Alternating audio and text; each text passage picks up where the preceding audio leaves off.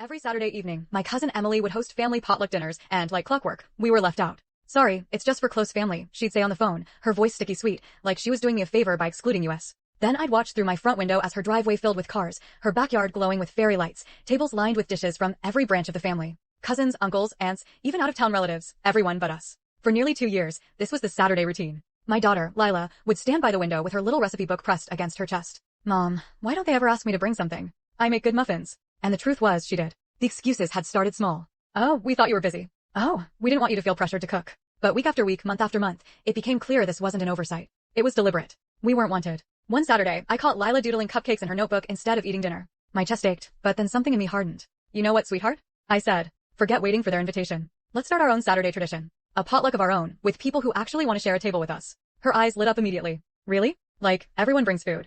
Exactly. The very next week, I texted our elderly neighbor, Mrs. Dawson. She'd often peeked over her fence when she smelled Lila's baking, but never had anyone to share her own recipes with. That Saturday, she arrived with her famous chicken casserole and a grin that could melt stone. Then came Mr. Patel from down the block with a basket of still warm samosas, joking that he'd only join if Lila promised to keep waving at him every morning. The Johnsons arrived with a giant salad and their 3 kids, who immediately turned our backyard into a playground.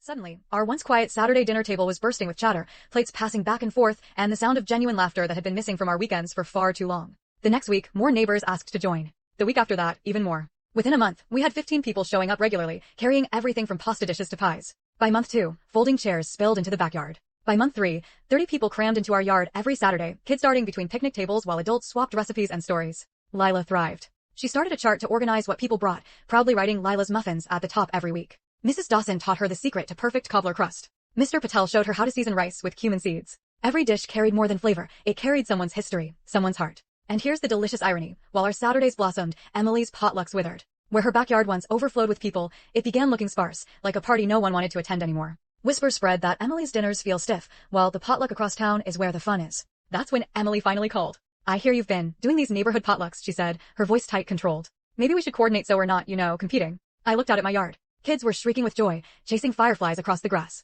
Plates clinked as neighbors passed bowls of curry, fresh bread, roasted vegetables. Lila was at the center, beaming as people devoured her muffins. It wasn't just a dinner, it was a community. Competing? I said, unable to hide my laugh. Emily, sweetie, you need guests for it to be a competition. The silence on her end was sharp enough to savor. Now, every Saturday, while her fairy lights glow sadly over an empty patio, ours illuminate a table overflowing with food, laughter, and people who choose to be here. Lila doesn't ask why we weren't invited anymore. She just sets down her muffins, looks at me with a smirk, and says, Mom, even if they begged us now, we wouldn't want to go. And she's right. We don't need them. We never did. If you made it this far and you love a good, took the trash out of my life and built something better story, don't forget to like, comment, and subscribe for more.